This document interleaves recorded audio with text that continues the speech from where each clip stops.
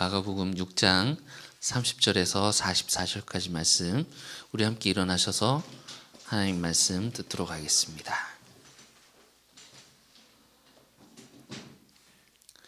제가 하나님 말씀 봉독하겠습니다. 하나님 말씀에 귀를 기울이십시오. 사도들이 예수께 모여 자기들이 행한 것과 가르친 것을 낱낱이 고하니 이르시되 너희는 따로 한적한 곳에 가서 잠깐 쉬어라 하시니 이는 오고 가는 사람이 많아 음식 먹을 겨를도 없음이라. 이에 배를 타고 따로 한적한 곳에 갈새 그들이 가는 것을 보고 많은 사람이 그들인 줄 안지라. 모든 고을로부터 도보로 그곳에 달려와 그들보다 먼저 갔더라. 예수께서 나오사 그 큰 무리를 보시고 그 목자 없는 양 같음으로 인하여 불쌍히 여기사 이에 여러 가지로 가르치시더라. 때가 저물어 가매 제자들이 예수께 나와 여짜오되 이곳은 빈들이요 날도 저물어 가니 무리를 보내어 두루 촌과 마을로 가서 무엇을 사 먹게 하옵소서. 대답하여 이르시되 너희가 먹을 것을 주라 하시니 여짜오되 우리가 가서 200데나리온의 떡을 사다 먹이리까.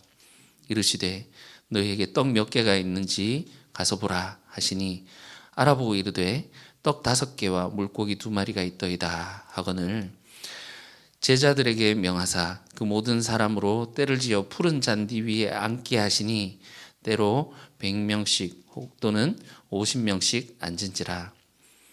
예수께서 떡 5개와 물고기 2마리를 가지사 하늘을 우러러 축사하시고 떡을 떼어 제자들에게 주어 사람들에게 나누어 주게 하시고 또 물고기 2마리도 모든 사람에게 나누심에 다 배불리 먹고 남은 떡 조각과 물고기를 12바구니에 차게 거두었으며 떡을 먹은 남자는 5,000명이었더라. 아멘. 이것은 하나님 말씀입니다. 하나님께서 오늘 이 말씀을 통해서 우리에게 은혜 베풀어 주시기를 원합니다. 드디어 이제 제자들이 선교 보고하는 장면에 이르렀습니다. 예수님이 제자들을 불러 모으셔서 그들을 파송하시고 그들이 가서 귀신도 쫓아내고 병자도 고치는 사역을 했지요. 그리고 이제 오늘 본문에 이어지는 보고하는 내용까지 원래 이어져야 되는데 그 사이에 헤롯이 그 세례 요한을 살해했던 그것을 회상하는 그런 장면들이 끼어 있었던 것을 보았습니다. 그래서 제자들이 가야 할 길이 어떠한 길인지, 그리고 제자들이 선포하는 그곳이 어떠한, 그 세상이 어떠한 곳인지 우리가 지난주까지 살펴보았습니다. 이제 이들이 예수님께 빨리 오고 싶었겠죠. 사역이 성공한 것 같으니까 그들이 행한 것과 가르친 것을 예수님께 와서 그렇게 고했습니다. 그랬더니 예수님이 그들에게 한적한 곳에 가서 쉬라고 말씀하십니다. 예수님도 사역 후에 한적한 곳에 가서 기도하시고 또 이게 사람들과 차단된 곳에서 하나님께 집중하고 하나님께서 주신 그 사명에 집중했던 그런 모습들을 보았습니다. 이렇게 제자들에게도 그런 시간을 가지라고 이제 요구하시는 거죠. 31절 후반부를 보시면 사람들이 너무 많이 몰려와서 음식 먹을 겨를도 없더라 이렇게 말을 하고 있는데, 그걸 보면 제자들이 참 사역을 잘했나 봅니다. 사역하고 나서 예수님도 사역하시고 그 소문이 퍼져서 사람들이 이렇게 몰려왔던 것처럼 이렇게 제자들의 사역이 참 성공적이었다라는 것을 보여주기도 하고, 또 이것은 오병이어를 준비하는 그런 장이 되기도 하지요. 그래서 예수님과 이 제자들은 그들을 피하기 위해서 배를 타고 한적한 곳으로 가시는데, 이 사람들이 어떻게 알았는지 예수님과 이 제자들이 어디로 가는지를 다 알아요. 그래가지고 그들을 피하기 위해서 배로 이렇게 가시는데 도보로 막 뛰어가가지고 예수님과 그 무리들이 오기 전에 거기 벌써 도착해서 있습니다. 이걸 보면서 이 사람들 왜 이렇게 극성이지? 좀 예수님도 쉬시고 제자들도 쉬어야 되는데 좀 이런 생각이 들기도 하지만 이들이 얼마나 간절했는지 또한 우리는 가늠해 볼 수 있습니다. 여기 이들이 누구입니까? 헤롯의 식탁에서 배척당했던 자들이지 않습니까? 헤롯의 식탁에 무리의 자리가 있었습니까? 없었죠. 오로지 그 식탁은 왕과 고관들만을 위한 그런 잔치였습니다. 그들의 식사는 세례 요한의 머리였더라 하는 그런 상징적인 그림도 우리가 보았습니다. 이 무리들은 세상 왕에게 착취의 대상에 불과했던 것이죠. 이 왕과 고관들을 잘 먹고 잘 살게 해줄 땔감 같은 그런 이들이었다고 볼 수 있겠습니다. 그래서 예수님이 그 큰 무리를 보시고 그 목자 없는 양 같음으로 인하여 불쌍히 여기사 이렇게 말씀하고 있습니다. 이 목자는 구약에서 왕처럼 다스리는 자들을 가리키는 은유입니다. 예수님은 헤롯과는 다른 목자, 참 목자로서 그들을 불쌍히 여기시고 이 하나님의 긍휼로 그들을 대하십니다. 세상 왕은 우리 헤롯에 봤던 것처럼 이 세상 왕은 에스겔 34장에 나오는 것처럼 양들을 구워 먹고 삶아 먹고 벗겨 먹고 그들을 먹이지 않고 방치해 두지만 그와 다른 참 목자이신 예수님의 식탁이 이 헤롯의 식탁과 대조되고 있는 것이지요. 왕궁이 아닌 광야에서 고관들이 아닌 백성들을 모아놓고 떡 5개, 물고기 2마리로 모든 사람들이 배부르게 먹고도 남는 잔치, 하나님 나라 잔치를 벌이고 계시는 겁니다. 그런데 이 오병이어 사건은 이 사복음서에서 모두 다 언급하고 있을 정도로 중요한 사건이기도 해서 우리에게 잘 알려져 있기도 하고 교회에서 많이 설교도 되어지는 그런 본문입니다. 그렇기 때문에 굉장히 오해도 많이 있죠. 예수님은 아무것도 아닌 이 오병이어 떡 5개와 물고기 2마리로 5,000명을 먹이시었다 하는 그 기적에 초점을 맞추거나 예수님의 능력에 초점을 맞추기도 하고, 아니면 다들 이제 자기 먹을 걸 숨겨놓고 있다가 예수님의 말씀을 듣고 한 명이 도시락을 딱 내놓자 서로 내놓아서 그곳에 이제 하나님 나라 같은 이런 것이 이루어졌다 하면서, 그래서 모두가 배부르게 먹었다고 하면서 예수님의 기적을 배제하는 방식으로 그렇게 해석을 하기도 합니다. 그런데 이런 식으로 읽으면 마가복음이 우리에게 주는 그 메시지를 만날 수가 없습니다. 예수님이 무리를 불쌍히 여기셨는데 그래서 바로 떡 주셨더라고 하지 않습니다. 34절 하반절에 보시면 불쌍히 여기사 어떻게 하셨다고요? 이에 여러 가지로 가르치시더라. 자, 갈릴리 산부에 들어가는 6장 6절 하반절을 보시면 이에 모든 촌에 두루 다니시며 가르치시더라 이렇게 나오죠. 그리고 오늘 이제 시작하는 30절 제자들이 예수께 보고할 때 그들이 가르쳤던 것이라고 언급하는데, 제자들이 가르쳤던 것은 예수님이 가르쳤던 것을 가르쳤지 않겠습니까? 결국 예수님의 가르침이라고 할 수 있겠죠. 그리고 오늘 본문 34절에 백성들을 긍휼히 여기셔서 가르치셨더라 이렇게 말하고 있습니다. 그 가르침으로 딱딱 연결되어 있죠. 이 전체가 가르침이라는 주제로 지금 이어져 오고 있다라는 것을 볼 수 있습니다. 오늘 본문은 가르침에 초점이 있는 것입니다. 그러하기 때문에 이 본문이 나온 그 다음 에피소드를 보시면 6장 52절에 보면 떡 떼던 일을 깨닫지 못하고 마음이 둔해졌다고 제자들에 대해서 말하고 있고, 8장 17절에서 18절 한번 보실래요? 8장에 이제 칠병이어 사건이 나오는데 그 다음 이야기에서도 마찬가지로 제자들이 그 떡 떼시는 그 의미를 이해하지 못하고 있는 제자들에게 예수님이 호통치시는 그런 장면이 나옵니다. 8장 18절에서 17절에 18절 너희가 어찌 떡이 없음으로 수군거리느냐, 아직도 알지 못하며 깨닫지 못하느냐, 너희 마음이 둔하냐, 너희가 눈이 있어도 보지 못하며 귀가 있어도 듣지 못하냐, 또 기억하지 못하냐. 예수님이 호되게 야단치시죠. 그 뒤에도 읽어보시면 오병이어 사건과 칠병이어 사건의 그 의미를 알고 있지 못하냐고, 깨닫지 못하냐고 야단치시고 계신단 말입니다. 만약 마가복음이 예수님이 행하셨던 그 기적에 대해서 이야기를 하려고 했다라면 굳이 두 번 이야기를 반복해서 할 필요가 없는 것이지요. 물론 이제 오병이어는 유대인들에게 떡을 먹이시는 이야기고 실병이어는 이방인들에게 떡을 먹이시는 이야기이긴 합니다. 어쨌든 이 마가복음의 의도대로 읽어야지 이것을 단순히 광야에 모인 사람들에게 떡을 먹이셨구나라든지 예수님의 기적 자체에 초점을 맞추면 우리가 그 메시지를 만날 수 없다라는 겁니다. 심지어 제가 이런 설교를 들으셨다 하는 분의 이야기를 들었는데 오병이어 사건 끝에 이제 12강주리가 남는데 리더에게 순종했더니 제자들이 12강주리 12명이잖아요. 한 바구니씩 챙겼더라. 뭐 이런 설교를 들었다라는 얘기를 들었습니다.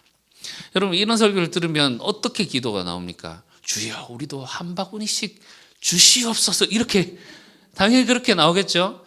여러분 마가복음 읽어보시면 아시겠지만 정확하게 그것은 귀신의 간구와 일치하는 간구입니다. 귀신의 자녀들을 만들고 있으면 안 되지요. 곤란합니다. 그러면 이 5,000명을 먹이신 이 사건, 이 이야기를 마가가 전달하려고 하는 이 안에 있는 메시지는 무엇일까요? 일단 이 이야기는 사람이 살지 않고 있는 곳에서 그런 지역에서 일어났다고 장소를 3번이나 언급하고 있습니다. 31절 너희는 따로 한적한 곳에 가서 잠깐 쉬어라. 한적한 곳 나오죠. 32절 이에 배를 타고 한적한 곳에 갈세. 35절 이곳은 어디라고요? 빈들이요. 아무것도 없는 빈들, 한적한 곳. 이것은 예수님이 5,000명을 먹이신 이 사건이 이 광야 백성이 하나님으로부터 만나를 공급받았던 일과 연관성이 있음을 보여주는 것입니다. 무리를 100명씩 50명씩 때를 지어 앉게 하셨다 편성했다는 것도 모세가 광야에서 행진할 때 이스라엘 백성들이 취했던 대형이고 군대의 대형입니다. 그리고 민수기 27장 17절에 모세가 하나님께 이렇게 기도를 하거든요. 여호와의 회중이 목자 없는 양과 같이 되지 않게 하옵소서 이렇게 기도를 합니다. 예수님이 무리를 보시며 목자 없는 양같이 여기셔서 긍휼히 여기셨다는 것에서 이 예수님이 새로운 모세로서 지금 하나님 백성을 이끌고 새로운 출애굽을 행하고 계시는구나 하는 그런 장면인 것을 우리가 볼 수 있습니다. 특히 39절에 예수님 무리들을 푸른 잔디에 앉혔다고 나오죠. 원어에 보면 이 정찬 자세, 기대어 눕게 하셨다 이렇게 나옵니다. 푸른 잔디에 누이시는 이 장면, 여러분 별 감흥이 없으시죠? 여러분 여기 우리나라가 아닙니다. 팔레스타인 광야입니다. 푸르지 않은 곳이에요. 여기에 푸른 잔디에 누이신다라는 것은 이사야의 예언이 성취되고 있다는 것을 보여주는 장면입니다. 아시죠? 광야에 강이 나고 사막에 숲이 우거지고 낙원처럼 되어지겠다 하는 그 예언이 지금 성취되고 있다는 것을 보여주는 장면이라는 겁니다. 과거에 출애굽 백성들이 만나를 먹었던 것처럼 이 새로운 출애굽 백성, 새로운 하나님의 백성들은 예수님이 나누어 주시는 이 떡을 먹으면서 종말잔치에 참여하고 있는 것입니다. 이 바로 앞의 이야기가 헤롯 왕의 이야기였죠. 이것도 과거 출애굽 백성들이 파라오의 지배로부터 해방됐던 것처럼 헤롯으로 상징되는 이 세상의 지배로부터 이 백성들이 예수님이 이끄시는 이 출애굽을 통해서 지금 하나님 나라의 잔치에 참여하고 있는 것을 보여주는 것입니다. 45절에 예수님이 무리들을 보내신다 이렇게 나오죠. 무리들을 보내신다는 표현이 표면적으로는 집에 보내신다는 의미지만 이 안에 흐르고 있는 이면적인 의미는 해방하셨다, 자유를 주어서 그들을 구원하셨다, 이런 의미가 들어 있습니다.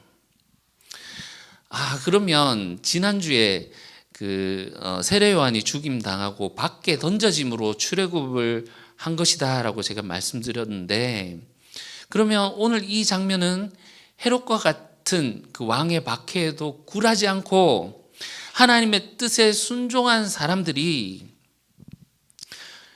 그렇게 세례 요한처럼 또 순교한 사람들이 천국에 가서 누리게 될 그런 종말 잔치를 보여주는 겁니까? 하고 물어보실 수 있겠습니다. 맞습니다. 실제로 마가 공동체는 로마 제국으로부터 엄청난 박해를 당하고 있는 상황이라, 이 헤롯의 식탁에서 죽임당했던 그 세례 요한의 이야기를 들으면서 순교했던, 자기 공동체 안에 순교했던 형제 자매들을 떠올렸을 것입니다.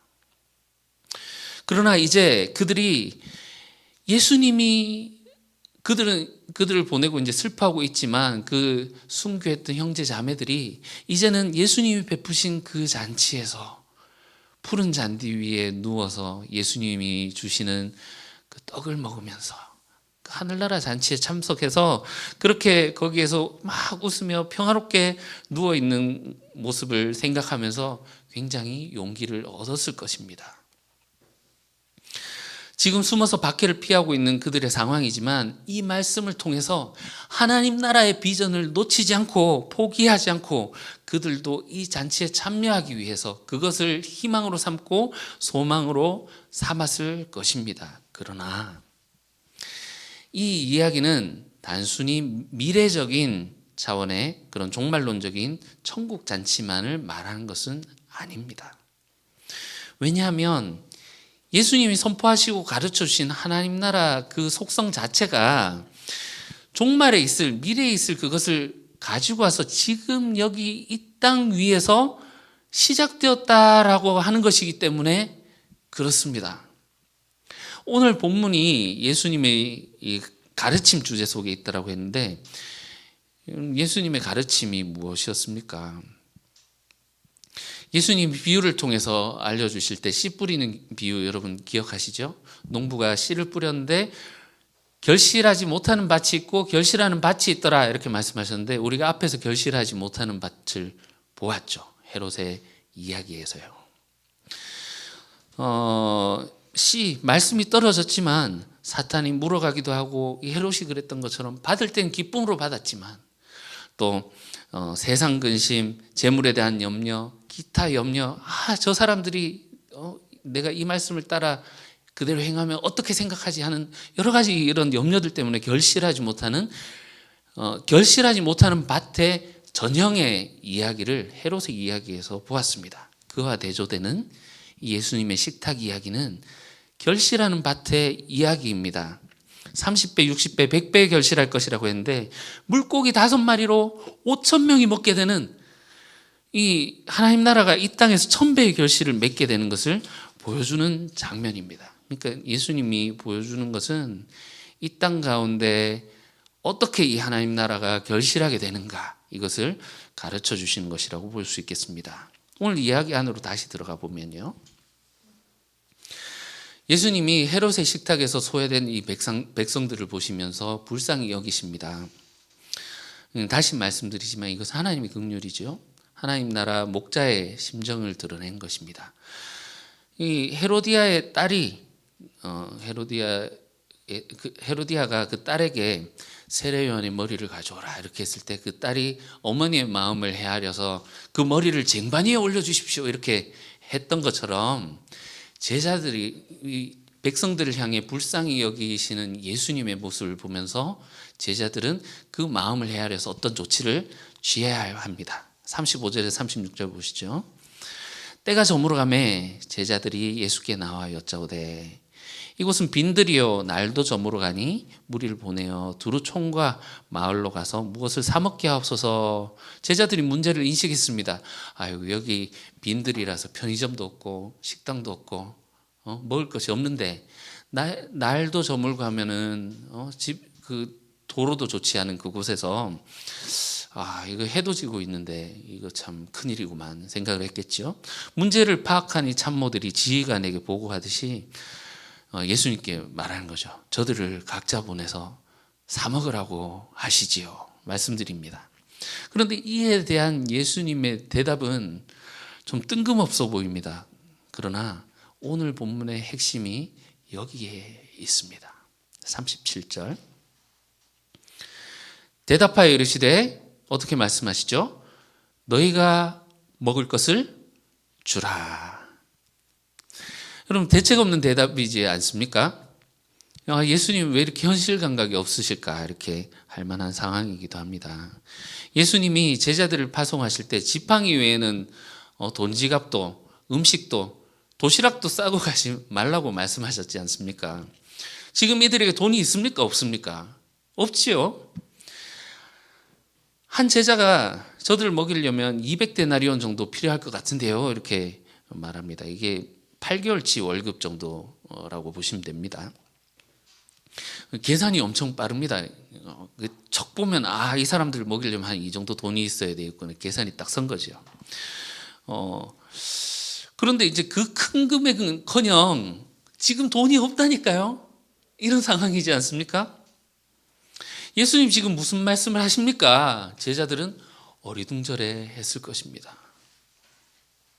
너희들이 먹을 것을 줘야 된다는 예수님의 요구와 돈이 없는데요 하는 제자들의 이 생각이 평행선을 달리고 있는 것 같습니다.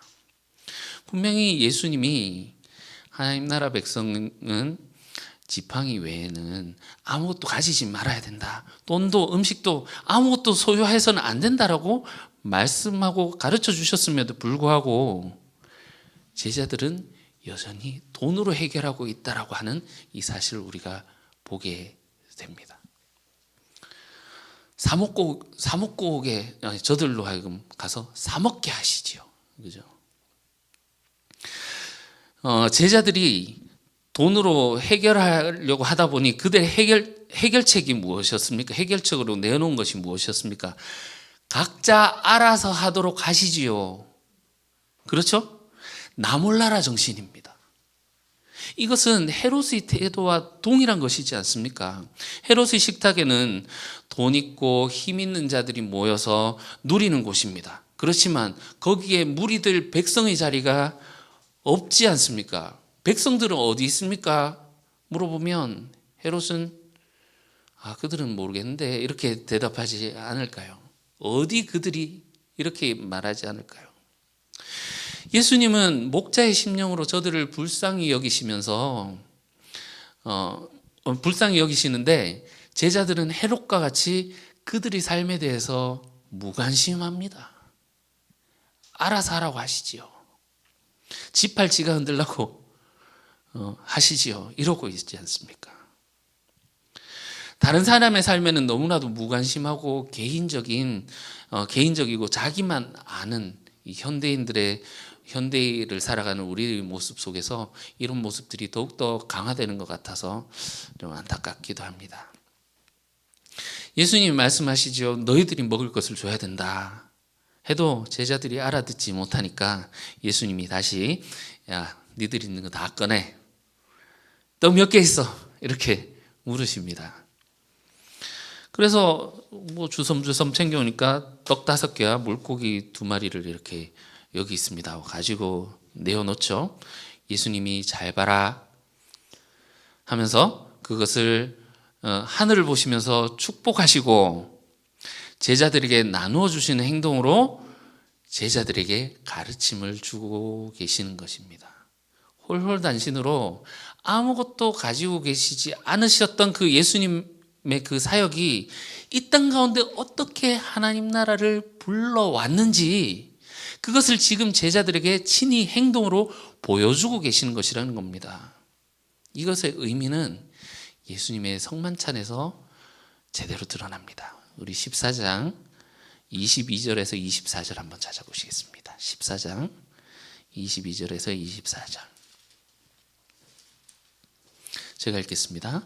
그들이 먹을 때 예수께서 떡을 가지사 축복하시고 떼어 제자들에게 주시며 이르시되 받으라 이것은 내 몸이라 하시고 또 잔을 가지사 감사기도 하시고 그들에게 주시니 다 이를 마시매 이르시되 이것은 많은 사람을 위하여 흘리는 나의 피 곧 언약의 피니라.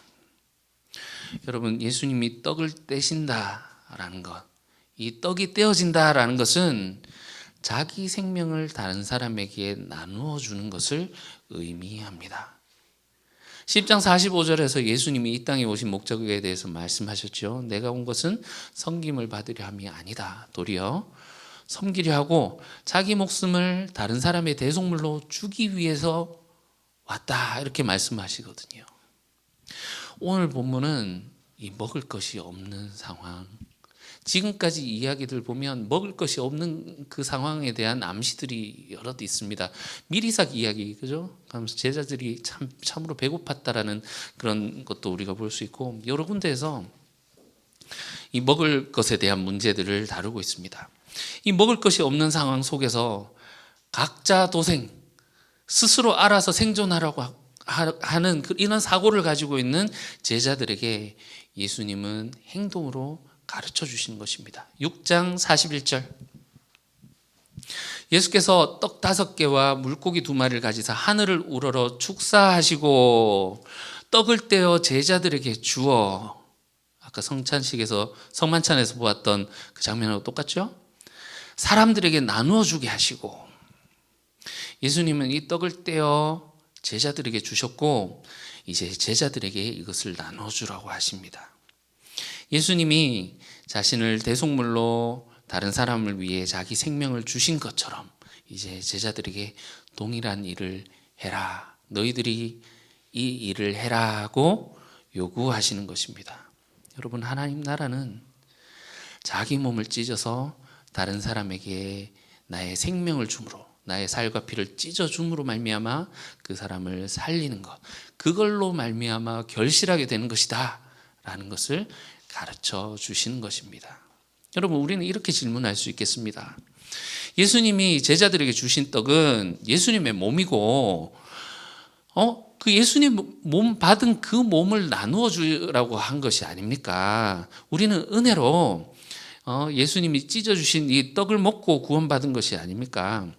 그래서 이 떡을 나눠주는 것이 자기 몸을 찢으라고 한 것이 맞습니까? 이렇게 물을 수 있겠죠. 제자들의 몸을 찢으라고 한 것이 아니라 예수님이 찢어주신 그 몸을 찢어주라고, 그것을 나눠주라고 하는 것 아닙니까? 이렇게 질문할 수 있겠습니다. 제자들도 못 알아들었습니다. 제자들은 상록수 같습니다. 항상 한결같다는 뜻입니다. 한결같이 못 알아듣습니다. 갈릴리 산부 내도록 먹는 것에 대한 이야기가 나오면서 예수님이 알려주시는데 못 알아먹고, 그래서 예수님이 예루살렘으로 가는 길 가운데에서 특별 레슨, 제자들을 향한 특별 레슨을 하시는데도 상록수같이 알아듣지 못합니다. 그래서 그들을 향해 알려주시는 예수님의 가르침을 통해서 우리가 알게 되는 것이죠. 이 제자들 바보 같게 나온다고, 어이구 이 바보 같은 제자들 하지 마시고, 그 제자들을 통해서 예수님의 그 특별 레슨을 우리가 참여할 수 있게 되었다, 이렇게 봐주시면 좋겠습니다. 자, 8장 35절에서 34절에 35절 한번 보실게요. 8장 34절에서 35절.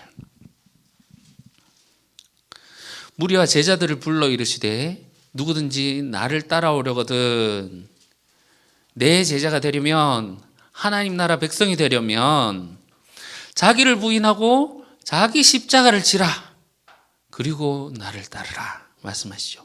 누구든지 자기 목숨을 구하고자 하면 잃을 것이요, 누구든지 나와 복음을 위하여 자기 목숨을 잃으면 구원하리라. 너희들이 구원받고 싶다면, 하나님 나라 백성이 되고 싶다면 내가 죽은 것처럼 너희도 죽어라. 내가 십자가를 진 것처럼 너희도 십자가를 져라. 내가 떡을 떼어진 같이 그 십자가에서 나의 생명을 떼어 너에게 준 것처럼 너희도 너의 생명을 떼어 다른 사람들에게 주어라. 이것이 이 땅 가운데 그 하나님 나라를 이루는 방법이다, 알려주시는 겁니다. 오늘 이 5,000명을 먹이시는 이야기는 단순히 예수님이 보여주셨던 기적에 대한 것에 초점이 있는 것이 아니라 예수님이 제자들에게 목자 수업을 시키고 있는 그런 장면입니다. 왜냐하면 예수님의 길이 십자가로 향하고 있기 때문에 예수님이 죽으시고 부활하시고 나면 이 땅 가운데는 이제 없지 않습니까? 그렇기 때문에 이 땅에서 예수님의 이 사역을 제자들이 이어받아서 물려받아서 해야 되기 때문에 그렇습니다. 여러분, 우리는 기적에 관심을 두는 굉장히 신기해하고 관심을 두기 쉽기 때문에 이 기적이 어떻게 일어났는지 이 방식에 대해서 관심을 가지곤 합니다. 이 축복하실 때 떡이 뻥튀기 되었는지, 아니면 떼어 주셨는데 떡이 다시 완전해져서 또 떼어주고 또 떼어주고 이런 방식으로 주셨는지, 아니면 5천 명이 먹을 수 있도록 조그맣게 떼어 주셨는지 뭐 이렇게 생각을 하지만, 오늘 본문의 초점은 예수님이 가르침에 있고 하나님 나라가 이 땅 가운데 이루어지는 놀라운 기적은 떡을 뗄 때 이루어지더라. 떼는 그 순간에 하나님 나라가 이 땅 가운데 임하는 그 기적이 이루어지더라는 것에 초점이 있는 것입니다. 너희가 먹을 것을 주어라 말씀하십니다. 우리는 성찬하면서 예수님이 우리를 위해 희생하셨던 그 사랑과 그 하나님에 대한 충성에 감격하고 눈물을 흘리곤 합니다. 그렇지만 우리의 신앙은 거기에 머물러서는 안 됩니다. 이 십자가의 길, 떡을 떼는 길은 예수님이 가신 길이지만 또한 제자들이 가야 할 길이고 우리가 따라야 할 길이기 때문에 그렇습니다. 너희들이 먹을 것을 주어야 된다. 너희들 있는 것 다 가져와라. 떡이 몇 개 있느냐 물으십니다. 5천 명을 먹이신 이 사건의 대상은 유대인들이고, 8장에 나오는 이 4천 명을 먹이신 사건은 이방인들을 대상으로 하신 사역입니다. 겨자씨 비유에서, 그것도 하나님 나라 비유죠, 그죠? 겨자씨 비유에서 이 겨자씨가 관목으로 자라서 거기에 새들이 그늘 가운데 깃든다 하는 것이 그 이방인들을 상징한다라는 것을 우리가 그때 보았었는데, 결국 유대인뿐 아니라 이방인들도 예수님이 주신 이 생명의 떡을 먹고 하나님 나라 잔치에 참여하게 될 것을 보여주는 것입니다. 예수님은 새로운 모세로서 새로운 새 출애굽을 행하시는 장면이라고 앞서서 말씀드렸습니다. 출애굽 때 백성들이 먹었던 만나는 하나님의 말씀에 대한 순종을 상징합니다. 신명기 8장 3절에 보시면, 제가 읽어드리겠습니다. 하나님이 백성들에게 만나를 먹이신 이유에 대해서 이제 모세를 통해서 말씀하십니다. 너희에게 만나를 먹이신 것은 사람이 떡으로만 사는 것이 아니라 하나님의 입에서 나오는 모든 말씀으로 사는 줄을 너희로 알게 하려 함이라. 그러니까 광야에서 만나를 주셨다라는 것은 사람이 떡으로 사는 것이 아니라, 그죠?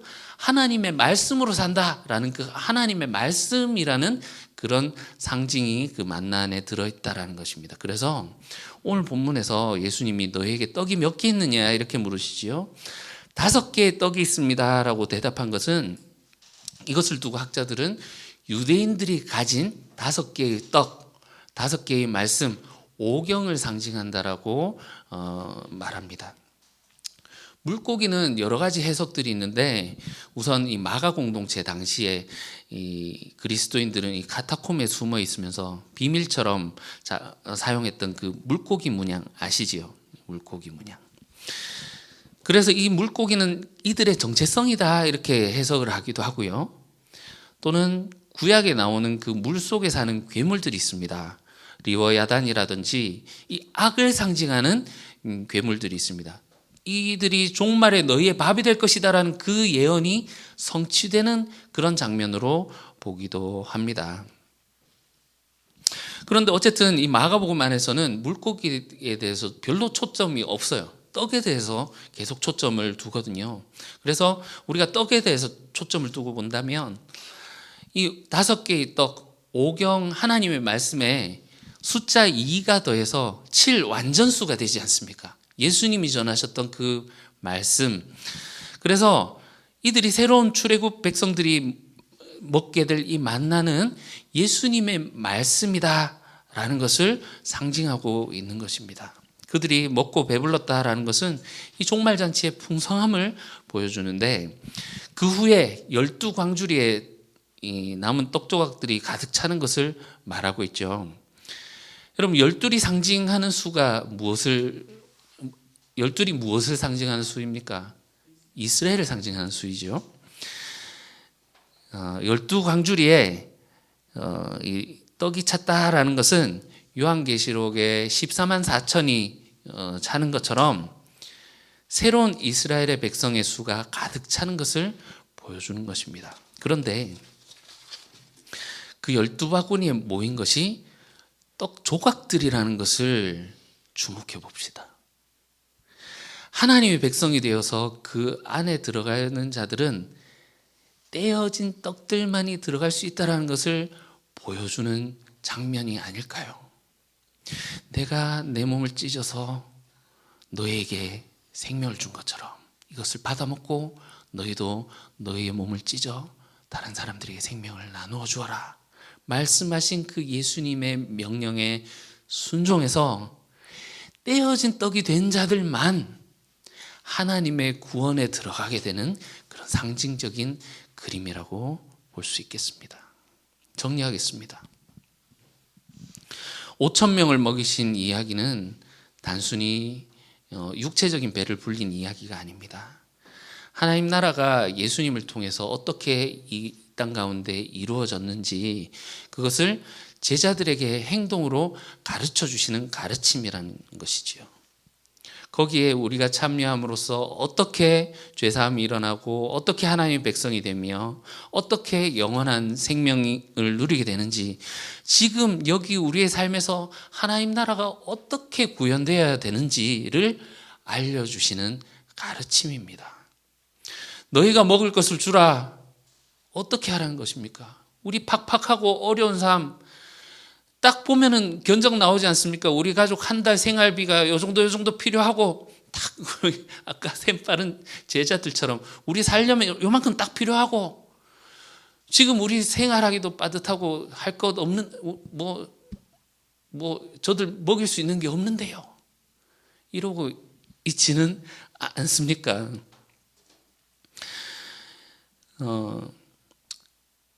저들을 살리려고 한다면 내가 죽은 것 같이 너희들이 떡 떼어진 같이 떼어져야 되겠다라는 그런 예수님의 가르침이지요. 헤롯의 식탁과 예수님의 식탁이 대조되면서 너희가 어떤 왕, 어떤 목자를 섬기고 있는가, 너희는 어떤 식탁에 지금 참여하고 있는가를 묻고 있는 것이기도 합니다. 자기가 살기 위해서 다른 사람을 희생시키는 그 식탁에 앉아 있는지, 아니면 자신을 희생해서 다른 사람을 살리는 식탁에 앉아 있는지 보라는 것입니다. 참 목자이신 예수님을 왕으로 섬기는 우리가 될 수 있으면 좋겠습니다. 그 식탁에 우리가 앉아 있을 때 주님 다시 오셔서 하나님 나라를 완전히 완성하시는 그때 그 식탁에 앉아 있던 자들을 주님은 주님의 나라로 불러주실 것입니다. 헤롯의 식탁에 같이 앉아있던 자들은 세상의 멸망과 같이 심판을 당하게 될 것입니다. 주님이 긍휼히 여기시는 저들을 향해서 우리의 떡을 떼어 주어서 그들을 살림으로 우리가 구원받게 되는, 그래서 종말적인 그 푸른 잔디에서 펼쳐지는 하나님 나라에 참여하게 되는 저와 여러분들이 되시기를 주님의 이름으로 축원합니다. 기도하겠습니다. 주님, 아이였던 우리는 당신께서 위풍당당한 왕의 모습으로 오실 것을 의심하지 않았습니다. 그러나 이제 어른이 된 우리는 당신을 기다리느라 애를 태우지 않습니다. 우리는 권력과 부와 명예와 특별 대우와 안정과 인정에 뼛속까지 취해 있기 때문입니다. 그러나 이 마지막 때에 말세의 징조가 보이는 이때 주님의 가르침으로 인하여 경각심을 가지게 하시고 우리를 다시 돌아보게 하시니 감사합니다. 우리가 당신의 죽음을 우리 안에 매번 새롭게 새기며 우리가 다른 사람들을 살리는 떡이 되어서 떼어짐에 주저함이 없게 하여 주시옵소서. 그리하여 곧 오소서, 어서 오소서 아픔으로 또한 기쁨으로 기다리게 하여 주시옵소서. 예수님의 이름으로 기도합니다. 아멘.